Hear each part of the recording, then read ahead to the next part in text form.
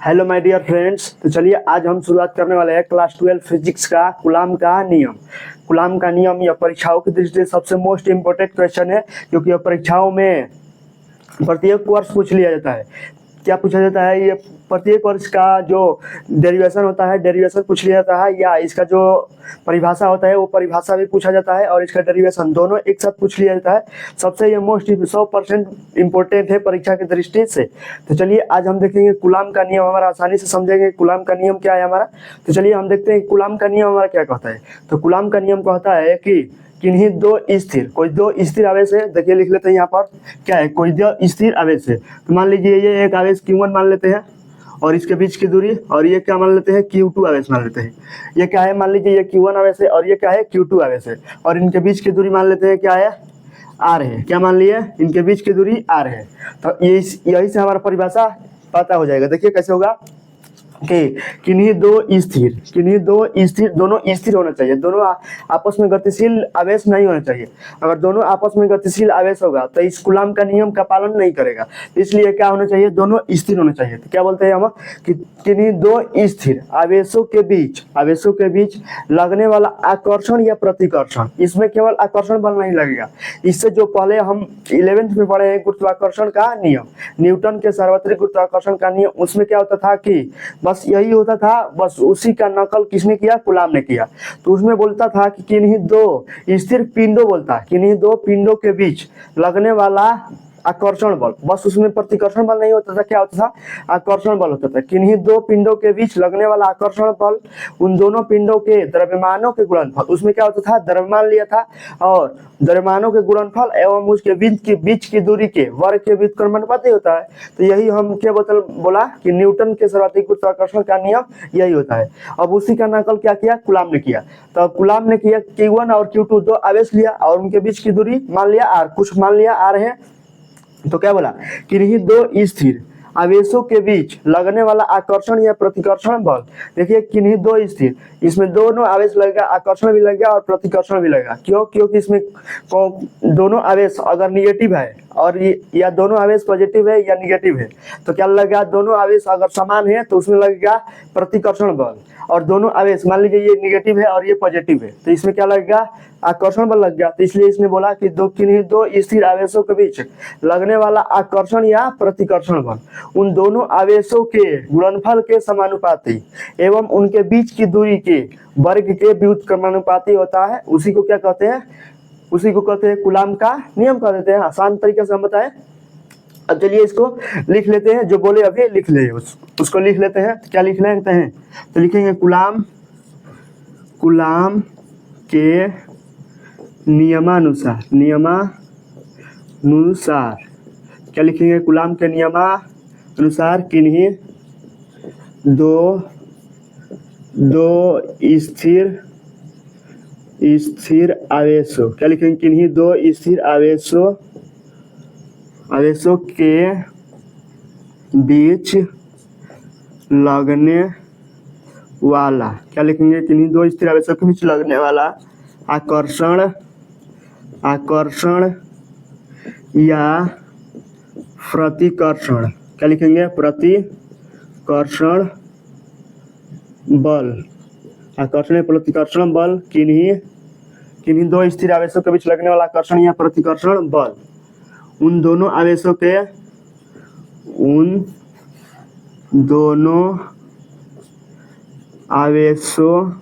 लिखेंगे, उन दोनों आवेशों के गुणनफल, क्या लिखेंगे, गुणनफल के समानुपाती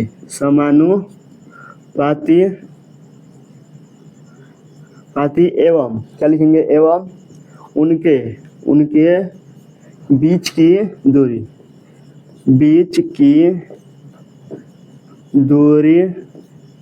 के वर्ग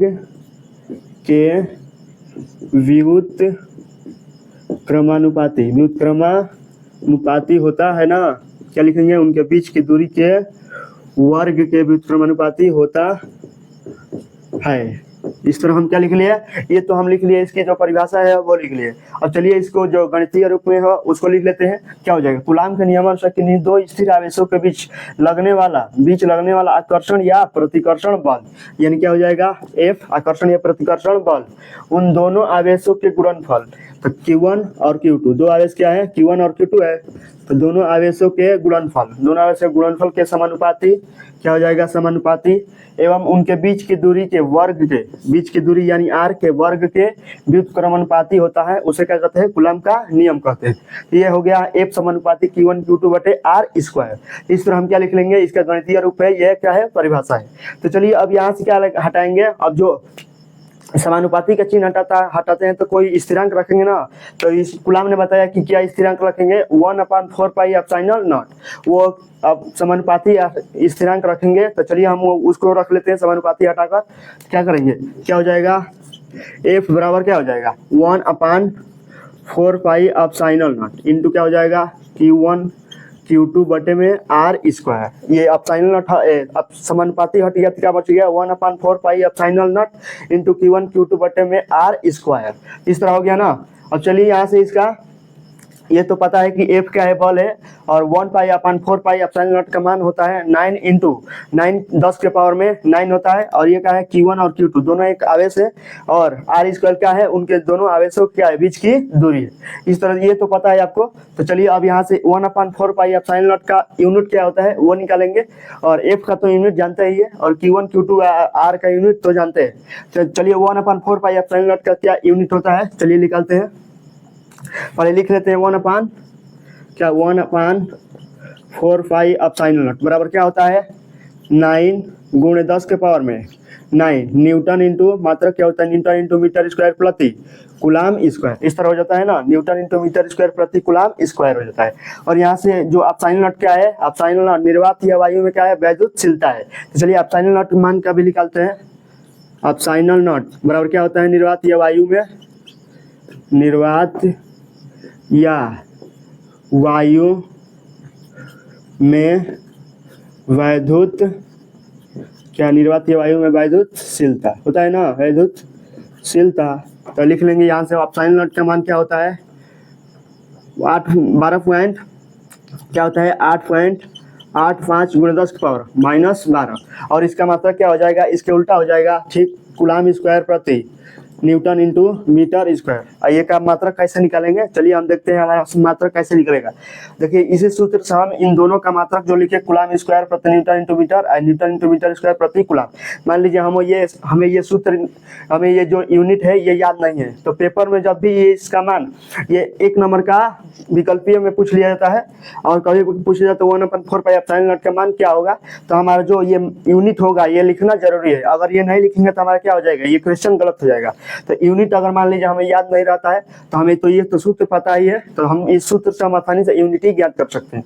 चलिए देखते हैं हमारा क्या हो जाएगा, 1/4 पाई एप्सिलॉन नॉट दिया है ना, क्या दिया, 1/F बराबर क्या दिया है, 1/4 पाई एप्सिलॉन नॉट हो जाएगा ना, इंटू Q1 Q2 बटे में क्या हो जाएगा, r स्क्वायर हो जाएगा ना। और देखिए यहाँ से 1/4 पाई एप्सिलॉन नॉट का मान निकालना है, तो इसको इधर लेके जाएंगे और इसको इधर लेके चले जाएंगे, तो क्या हो जाएगा, F इंटू r स्क्वायर बटे में Q1 Q2 बराबर क्या हो जाएगा, 1/4 पाई एप्सिलॉन नॉट हो जाएगा ना, 1/4 पाई एप्सिलॉन नॉट।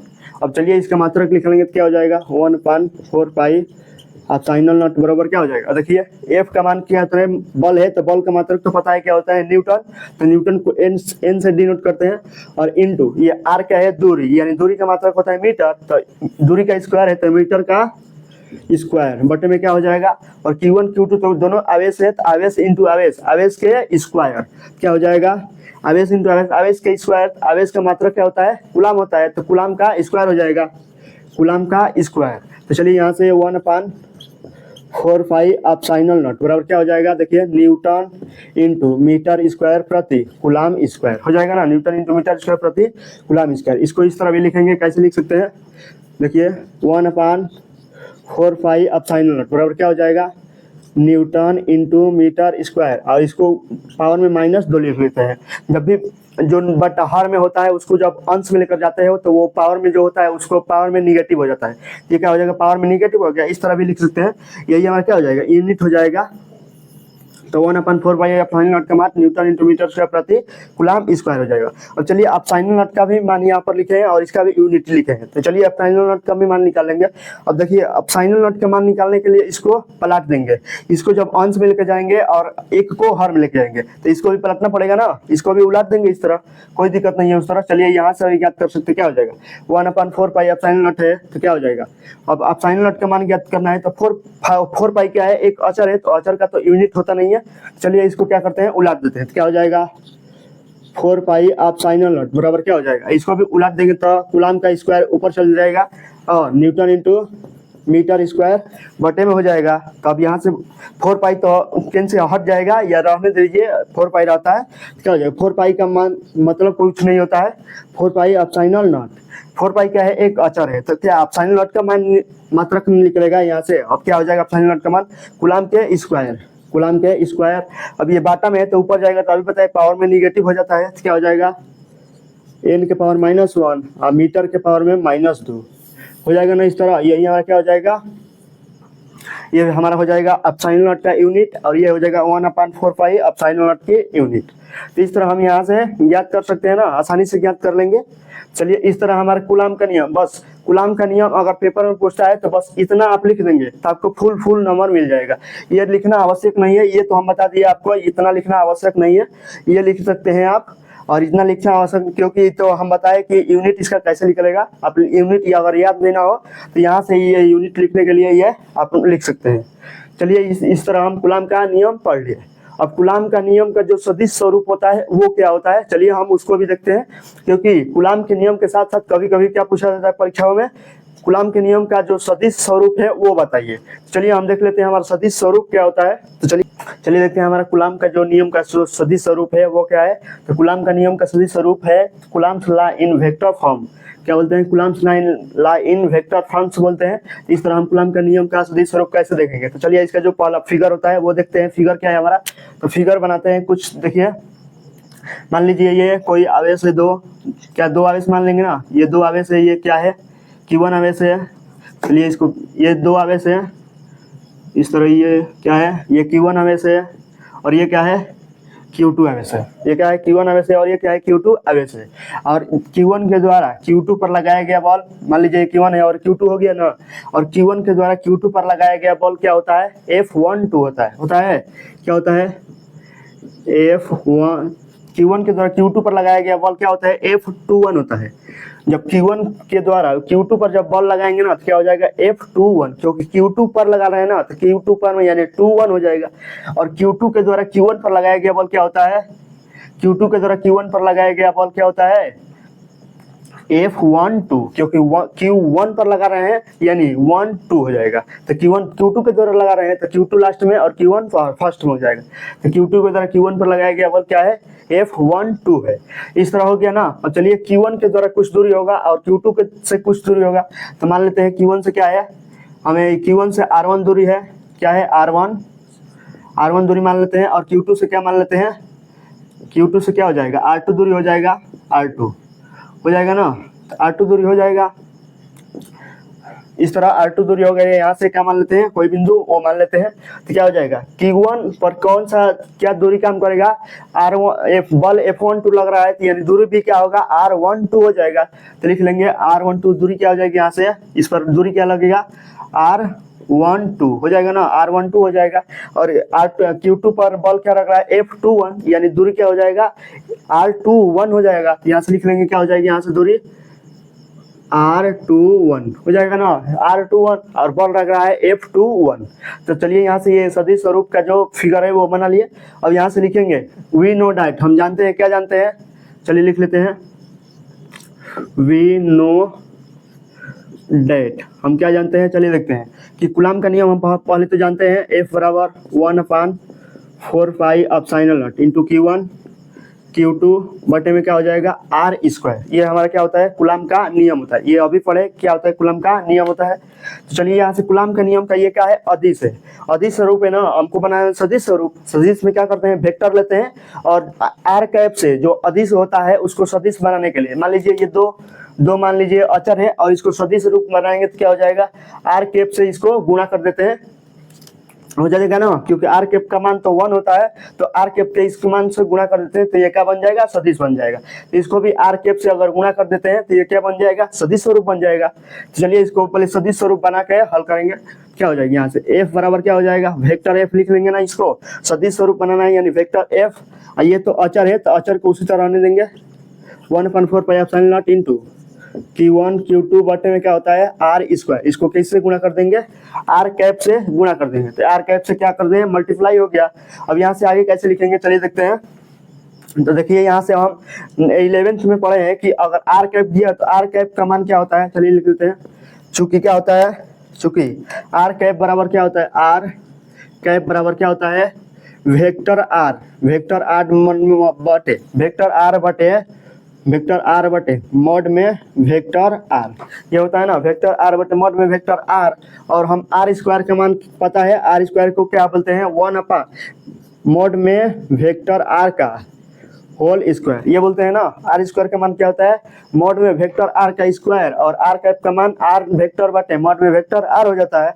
अब चलिए यहाँ से इसको लिख लेते हैं तो क्या हो जाएगा, इसका मान इसमें पुट कर देंगे तो क्या हो जाएगा वेक्टर F बराबर क्या हो जाएगा 1/4 पाई एप्सिलॉन नॉट इनटू क्या हो जाएगा Q1 Q2 बटे में R के स्क्वायर के स्थान पर क्या लिख लेंगे R स्क्वायर के स्थान पर मॉड में वेक्टर R का स्क्वायर लिख लेंगे इनटू क्या हो जाएगा वेक्टर R कैप के मान क्या लिख लेंगे वेक्टर R बटे मॉड में वेक्टर R। इस तरह हो जाएगा ना वेक्टर R बटे मॉड में वेक्टर R हो जाएगा। अब यहाँ से देखिए वेक्टर R स्क्वायर और वेक्टर R गुणा कर देंगे तो वेक्टर R क्यों हो जाएगा और ऊपर क्या हो जाएगा वेक्टर R हो जाएगा। तो चलिए यहाँ से लिख लेंगे क्या हो जाएगा वेक्टर F बराबर क्या हो जाता है 1/4 पाई एप्सिलॉन नॉट इनटू क्या हो जाता है Q1 Q2 वेक्टर R है तो वेक्टर R लिख लेंगे बटे में क्या हो जाएगा मॉड में वेक्टर R का क्यूब हो जाएगा। इस तरह हो जाएगा ना मॉड में वेक्टर R का होल क्यूब हो जाएगा। अब चलिए यहाँ से तो इसको सदिश स्वरूप बना लिए। अब देखेंगे जो फिगर के अनुसार देखेंगे फिगर क्या कर रहा है कि Q1 के द्वारा Q2 पर लगाया गया बल अलग आ रहा है और Q2 के द्वारा Q1 पर लगाया गया बल अलग है और इसकी दूरी भी अलग है। तो चलिए यहाँ से दूरी भी भर लेंगे और जो बल लग रहा है वो भी भर लेंगे। चलिए यहाँ से देखते हैं क्या लिख लेंगे पहले Q1 के द्वारा Q2 पर लगाया गया बल पहले लिख लेंगे F21 तब Q2 के द्वारा Q1 पर लगाया गया बल F12 लिख लेंगे। चलिए लिख लेते हैं क्या हो जाएगा चूंकि क्या लिख लेंगे चूंकि Q1 के द्वारा Q2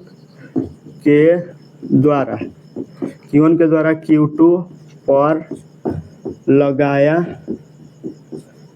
गया बल Q1 के द्वारा Q2 पर लगाया गया बल क्या है F12।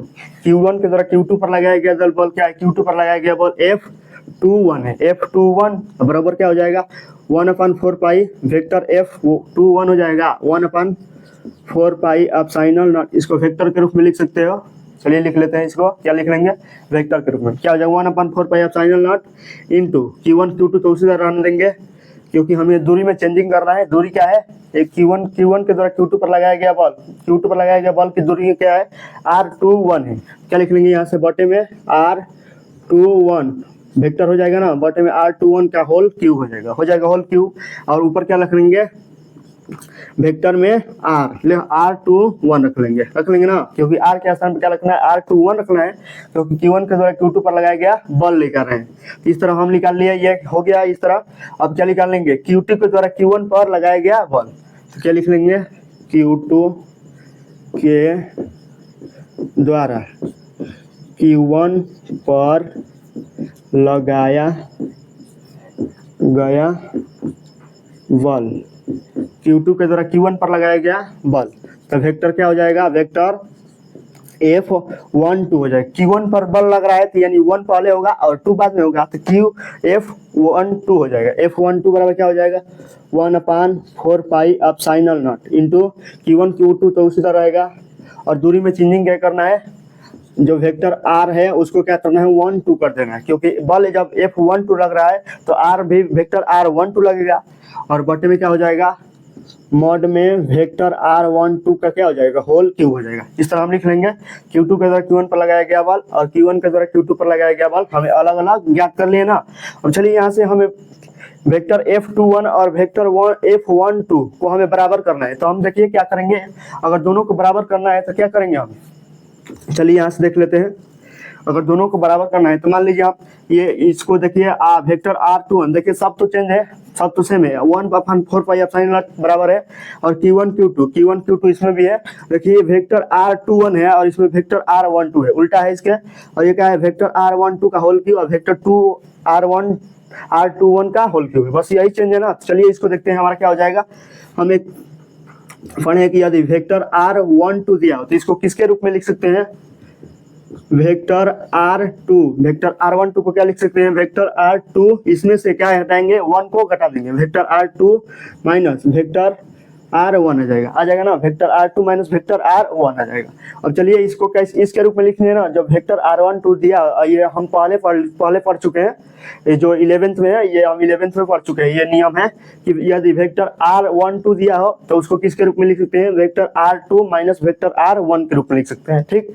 अब चलिए इसमें से जो माइनस कॉमन लेंगे तो क्या हो जाएगा, देखिए वेक्टर R12 लिख रहे हैं और इसमें से माइनस कॉमन लीजिए R2 minus vector R2 minus vector R1 हो जाएगा। इस तरह लिखने में vector R2 minus vector R1 हो जाएगा। और देखिए vector R2 minus vector R1 का मान क्या हो जाएगा, देखिए ये वाला तो लिख लिया, अब इसको तोड़ेंगे तो क्या हो जाएगा। देखिए यहाँ से हम चूंकि में लिख रहे हैं, यहाँ से अभी हल नहीं कर रहे हैं तो क्या हो जाएगा। देखिए यदि मान लीजिए वेक्टर R21 दिया हो तो इसको कैसे लिखेंगे, वेक्टर R21 दिया हो तो इसको कैसे लिखेंगे vector R1 minus vector R2 हो जाएगा ना। देखिए वेक्टर R1 ये पहले लिखेंगे और R2 में घटा देंगे। देखिए यही मान है हमारा यहाँ पर, देखिए R2 है, यहाँ पर देखिए इसको पलट जाएगा ना, ये पलट जाएगा तो यहाँ पर क्या हो जाएगा, ये माइनस में हो जाएगा, ये प्लस में हो जाएगा, क्योंकि जब माइनस कॉमन नहीं है तो क्या हो जाएगा यहाँ पर माइनस हो जाएगा और इसे यहाँ पर क्या हो जाएगा प्लस हो जाएगा। तब देखिए यही नियम यहाँ पर लग रहा है।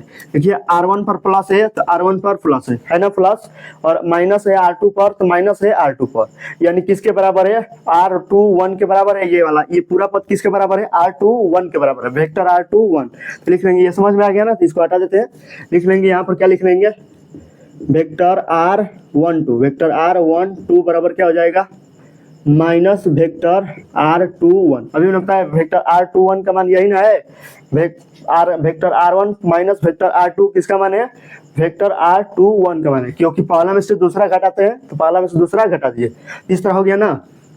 अब चलिए देखिए यहाँ से ये दोनों दूरी आपस में बराबर होगी। देखिए ये दूरी आपस में कैसे बराबर होगी, निगेटिव से। तो देखिए इसके स्थान पर हम वेक्टर R12 के स्थान पर क्या लिख सकते हैं वेक्टर R12 है, इसके स्थान पर क्या लिख लेंगे माइनस वेक्टर R21 हो जाएगा। तो यहाँ पर जब माइनस लिखेंगे तो माइनस तो कॉमन हो जाएगा, यहाँ से तो माइनस तो मॉड में है तो क्या आ जाएगा, माइनस जब मॉड में आता है तो प्लस नहीं आ जाता है। चलिए यहाँ से इसका मान भर रहे हैं, यहाँ से क्या हो जाएगा, इसका अगर मान भर लेंगे तो क्या हो जाएगा। चलिए vector F12 upon 1/4 pi epsilon not इस तरह लिख लेंगे, epsilon not into Q1 Q2 हो जाएगा Q1 Q2। अब देखिए Q1 Q2 वेक्टर R12 का मान क्या है, वेक्टर R12 यानी माइनस वेक्टर R21 है, माइनस वेक्टर R21 यहाँ पर माइनस लिख रहे हैं, क्या हो जाएगा माइनस वेक्टर R21 बटे देखिए यहाँ पर मॉड में है तो इसको मॉड में लिख लेंगे, मॉड में वेक्टर R12 का मान क्या है, वेक्टर R12 का मान माइनस वेक्टर R21 है, यानी इसको प्लस में लिख सकते हैं मॉड में, ये बाहर निकलेगा तो प्लस ही में लिखेगा तो माइनस वेक्टर इसको प्लस में लिख सकते हैं ना, क्या हो जाएगा वेक्टर R21 हो जाएगा ना, 21 लिख लेंगे 21, क्योंकि इसके बराबर है ये बराबर है तो ये इसको लिख सकते हैं ना, क्या हो जाएगा मॉड में इस तरह लिख लेंगे। और देखिए ये किसके बराबर, ये वाला पूरे मान ये पूरा मान किसके बराबर है, देखिए यहाँ से माइनस इसको बाहर निकाल लेंगे तो कोई दिक्कत नहीं है। वेक्टर F12 बराबर क्या हो जाएगा, इस माइनस को आगे ला दीजिए, -1/4 pi epsilon not into Q1 Q2 अब वेक्टर R21 बटे में क्या हो जाएगा, वेक्टर R21 मॉड में हो जाएगा ना, तो वेक्टर R21 मॉड में हो गया। और देखिए वेक्टर R क्या हो जाएगा, वेक्टर F12 बराबर क्या हो जाएगा, देखिए अब यहाँ पर -1/4 पाई एप्सिलॉन नॉट, देखिए यहाँ पर माइनस तो माइनस लिख लेंगे इस तरह, देखिए 1/4 पाई एप्सिलॉन नॉट, देखिए यहाँ से है ये तो हम इसी को हल किए ना, तब देखिए इसके बराबर होगा कि नहीं, देखिए 1/4 pi epsilon not 1/4 pi epsilon not है। और Q1 Q2 तो इसमें Q1 Q2 अब वेक्टर R21 तो इसमें वेक्टर R21 है और बटे में क्या दिया है, वेक्टर R21 मड में दिया है, तो वेक्टर R21 मड में ये होल क्यू है ना, तो होल क्यू सभी में छूट गया है। चलिए आप लिख लेंगे यहाँ से होल क्यू है तो होल क्यू लिख लेंगे। चलिए ये इसी के बराबर है ना, तो ये इसके बराबर है, तो इसके स्थान पर क्या लिख सकते हैं हम, वेक्टर F21 लिख सकते हैं ना, इसके स्थान पर, इस पूरे के स्थान पर क्या लिख लेंगे, वेक्टर F21 हो जाएगा, तो वेक्टर F21 हो जाएगा। यही हमें क्या होता है सदिश स्वरूप से, जब दो बॉल होता है तो दोनों बॉल Q1 के द्वारा Q2 पर लगाया गया बॉल और Q2 के द्वारा Q1 पर लगाया गया बॉल क्या होता है, निगेटिव जब हो जाता है वो निगेटिव के बराबर होता है। तो देखिए ये बल Q1 के द्वारा लगाया गया था, ये क्या लगाया गया था, Q2 के द्वारा Q1 पर बल लगाया गया था, और ये क्या लगाया गया था, Q2 के द्वारा Q1 के द्वारा Q2 पर बल लगाया था, Q2 पर लगाया गया था यानी 2 पहले आया था। तो इस तरह हम क्या लिख लेंगे, कूलाम का नियम का यही हमारा क्या है, यही हमें सिद्ध करना होता है कूलाम के नियम के सदिश स्वरूप में। चलिए इस तरह हम ये भी कर लिए, ये आसानी से समझ में आ गया ना, तो चलिए इसको स्क्रीनशॉट ले लीजिए। चलिए हो गया, चलिए आज के लिए इतना ही, फिर मिलते हैं नेक्स्ट वीडियो में, तब तक के लिए जय हिंद।